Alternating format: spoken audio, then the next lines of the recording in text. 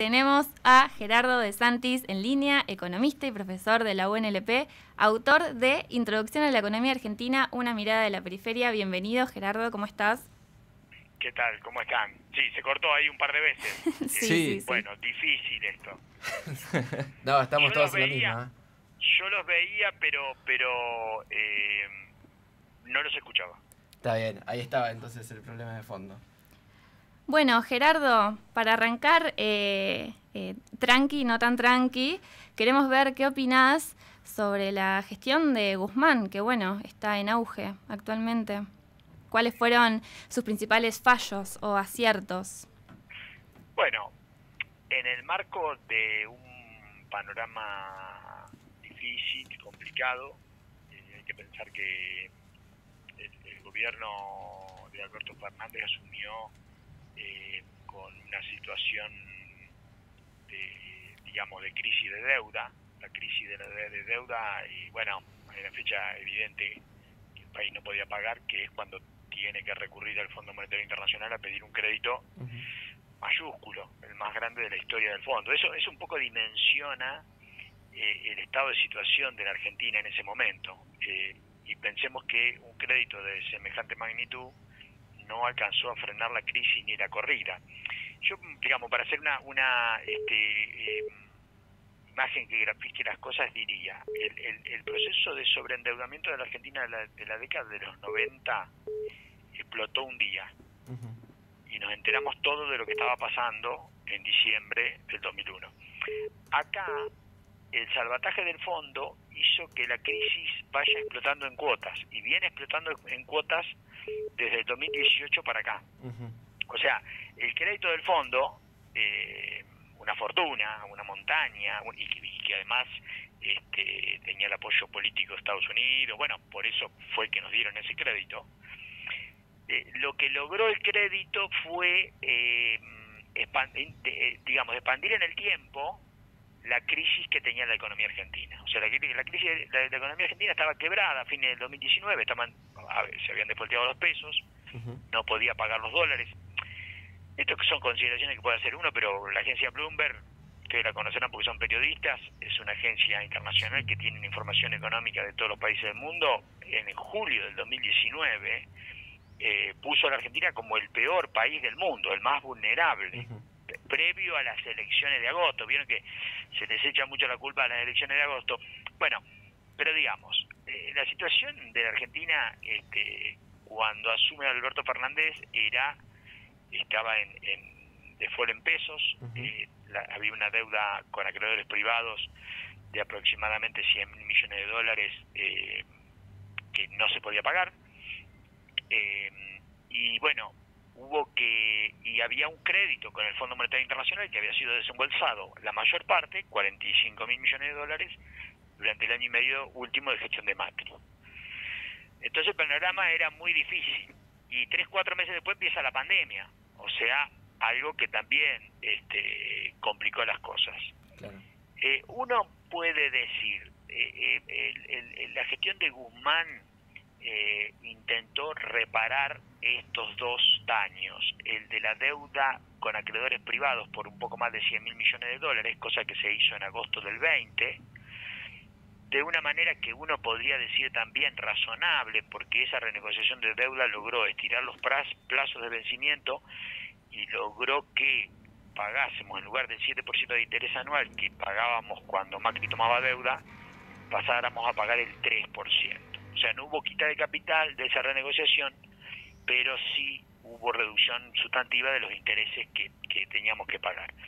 De cualquier manera quedaba renegociar la deuda con el fondo, que eso recién ocurrió a principios de este año. No eran los 57.100 porque, cuando asumió Alberto Fernández decidió no pedir el resto del crédito otorgado, sino que lo que había que renegociar era 44.000, que vencía en 4 años. O sea, imposible de pagar. Claro.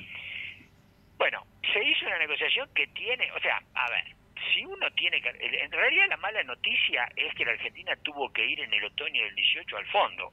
La mala noticia ocurrió en ese momento. Si uno va al Fondo Monetario Internacional es porque está en problemas. O sea, el Fondo Monetario tiene 3 líneas de crédito. para los países que están más o menos, para los países que están más o menos mal y para los países que están pésimos.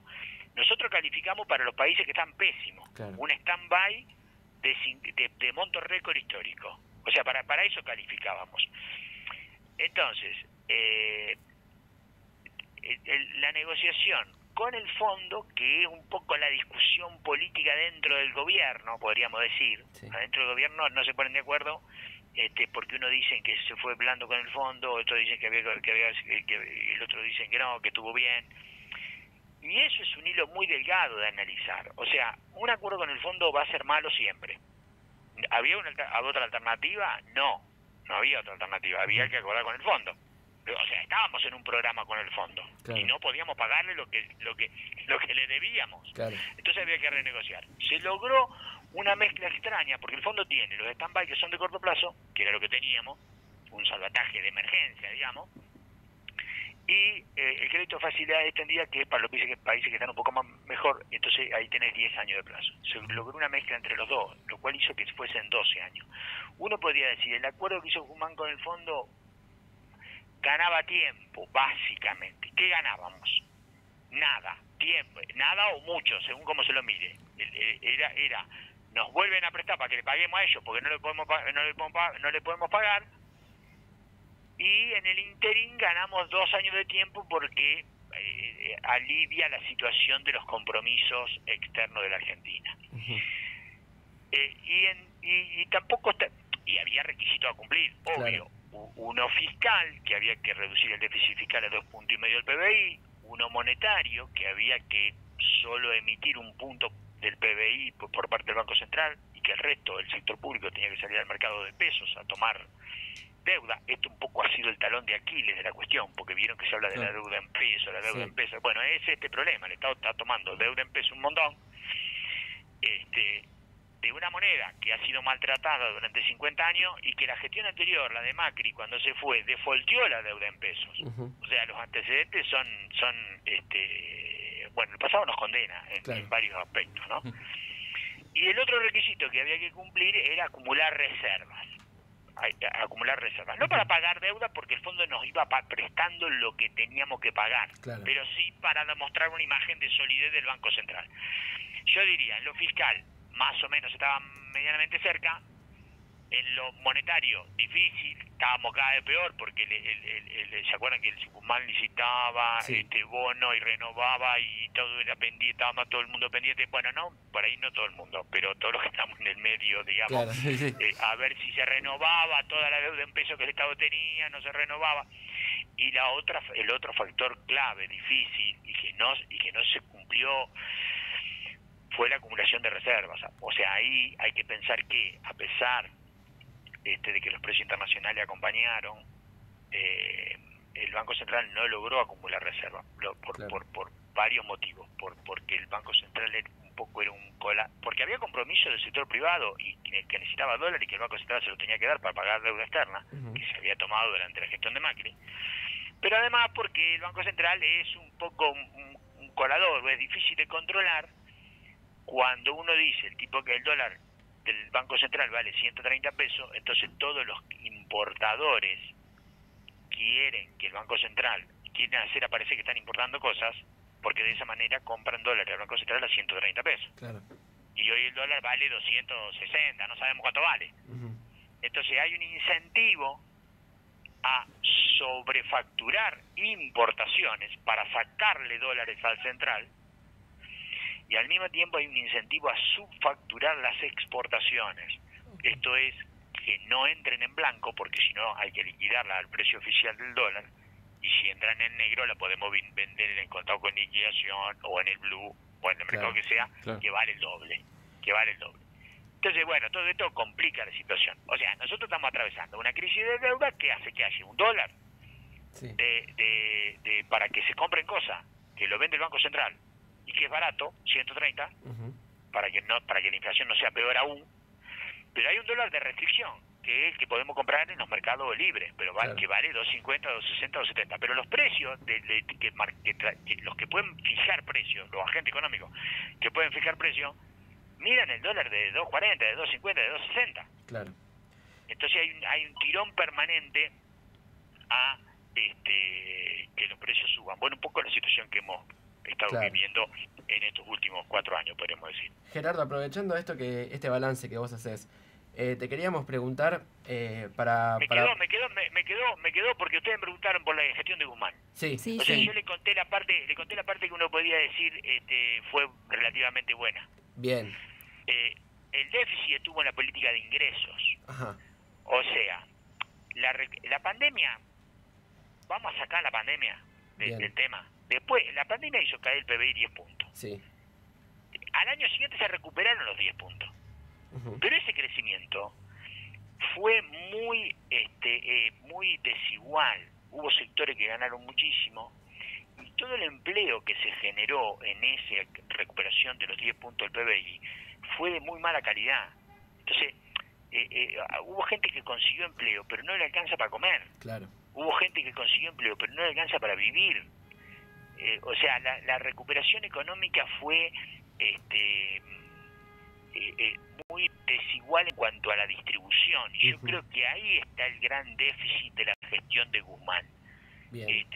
Se debería haber tenido una política para tratar de que esa recuperación económica impactara lo más posible en el grueso de la sociedad.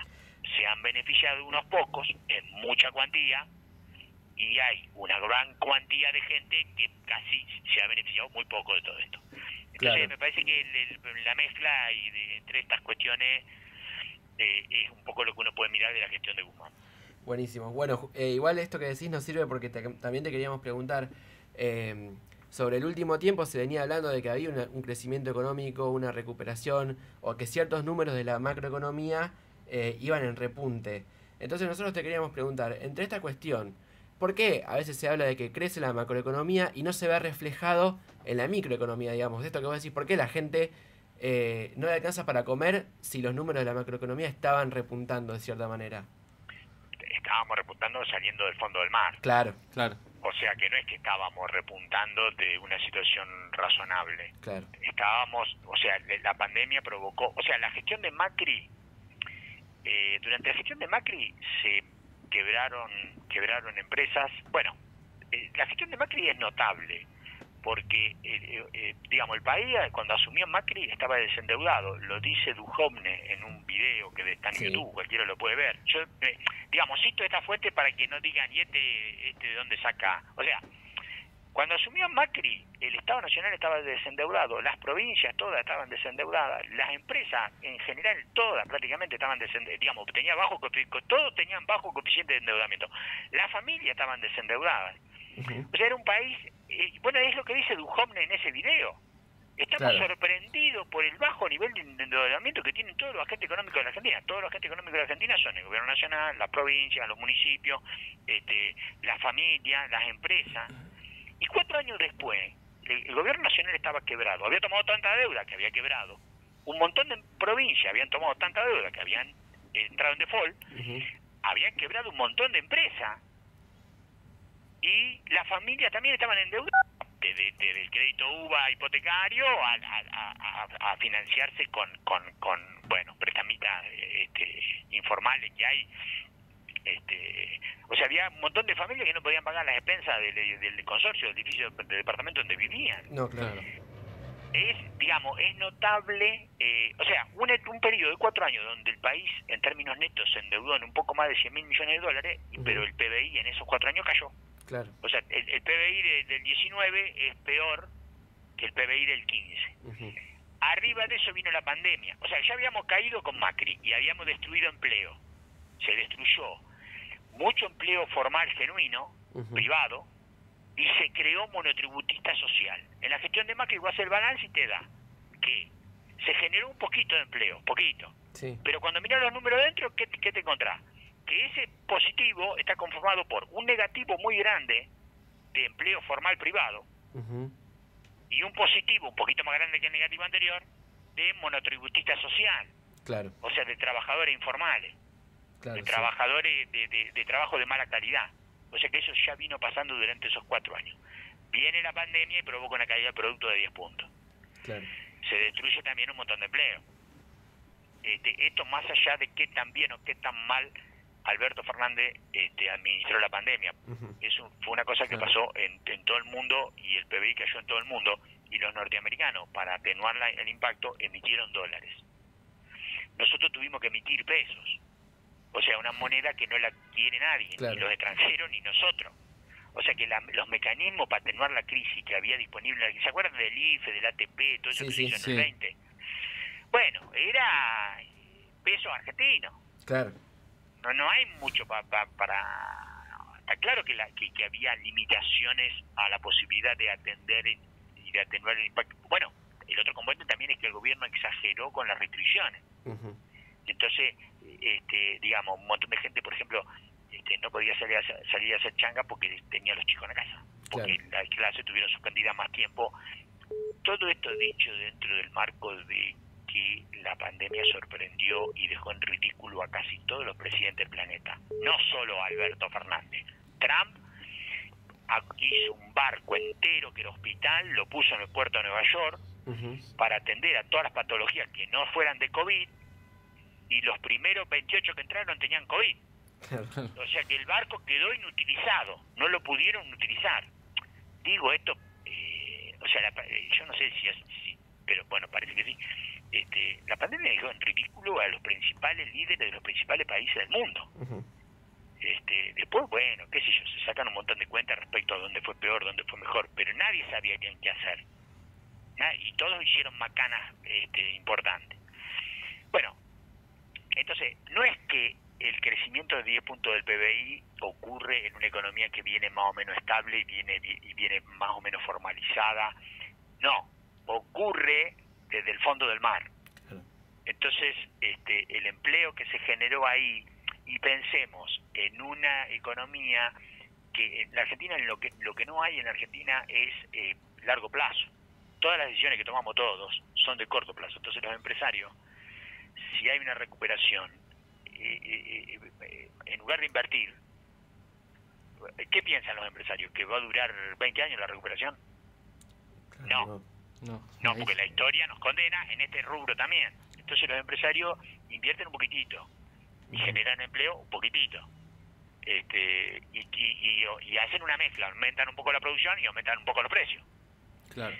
Distinto sería que aumentaran completamente la producción, con lo cual invertirían más y generarían más empleo. Entonces, como los empresarios no confían en el futuro, nadie confía en el futuro de la Argentina, más allá del gobierno, no estoy hablando...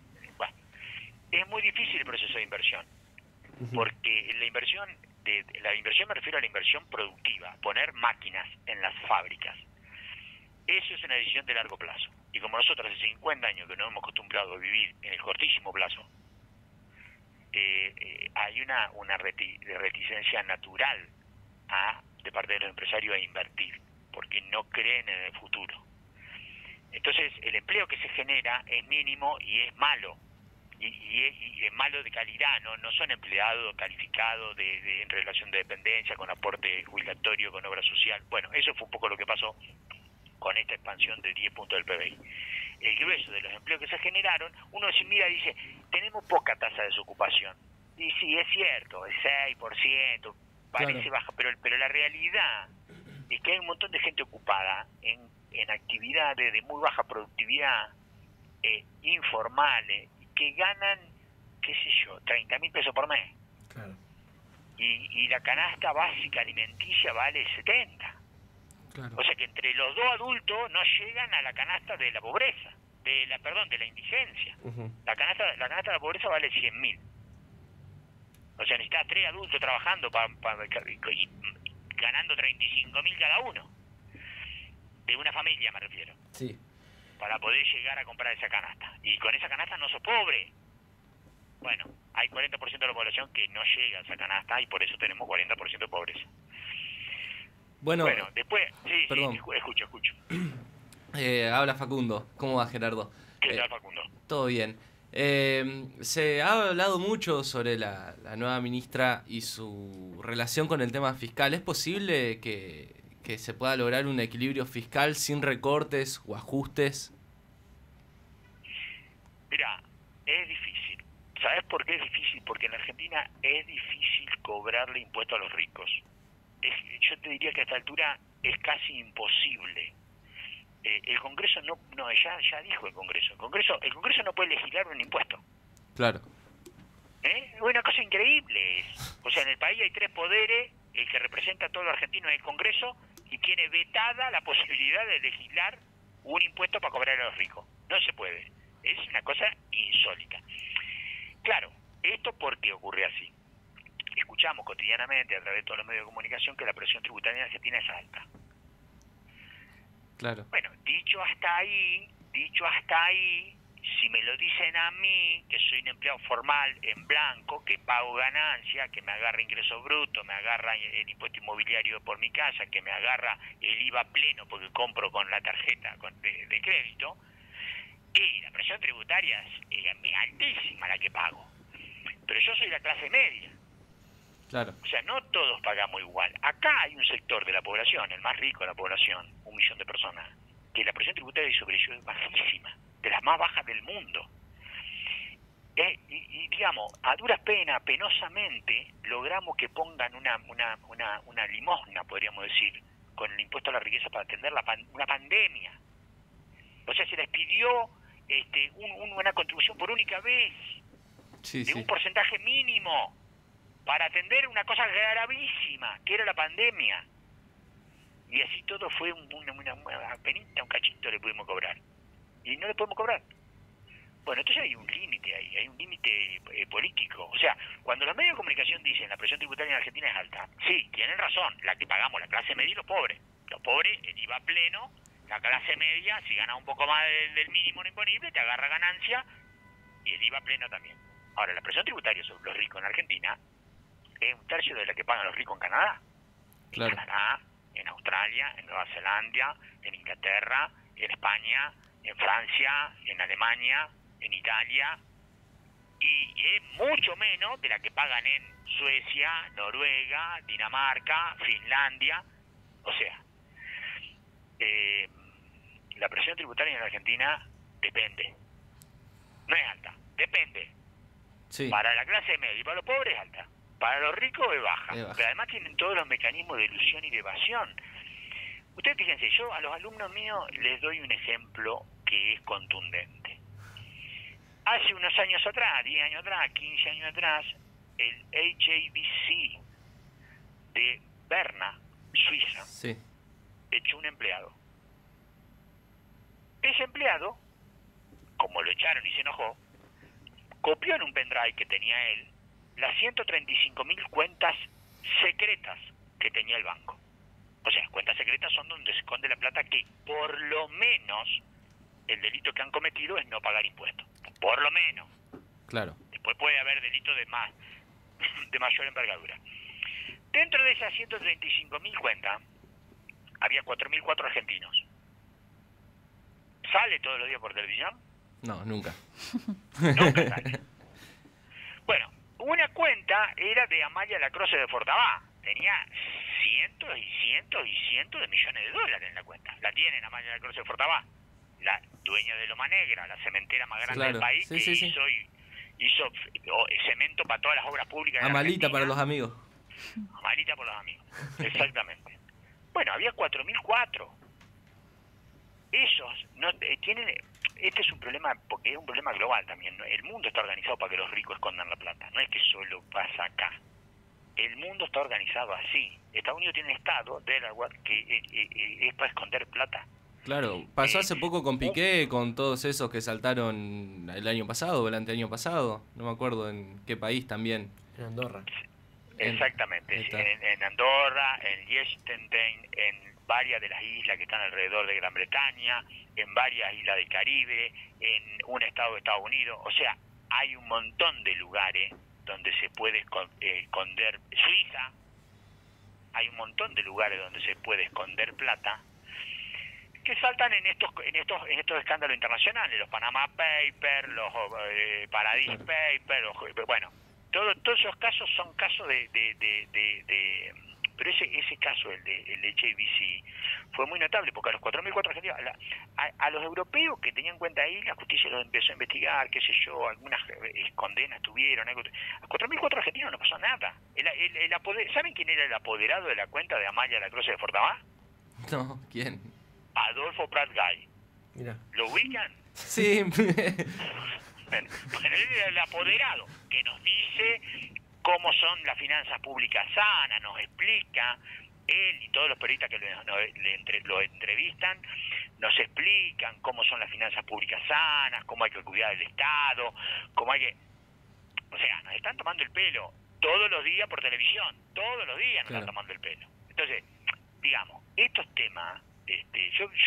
ustedes fíjense, todos los escándalos de corrupción internacionales, que podría ser este del HBC Saberna, que podría ser el caso Odebrecht de la empresa brasileña, denunciada porque competía contra la norteamericana, el FIFA Gay, los Panama Papers y todos los otros papers que vinieron después.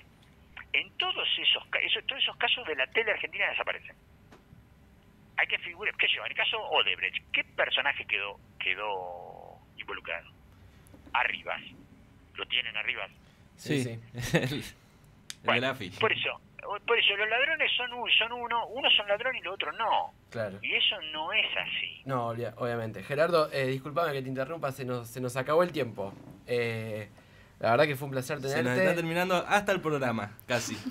Bueno, ya nos están mirando de reojo, ¿viste? La productora ya nos está hablando por el tollback, nos está cagando a pedo. Corta los cables. Nos Claro, cercenaron, sí, nos están hoy cagando hemos a sido pedo. cercenados.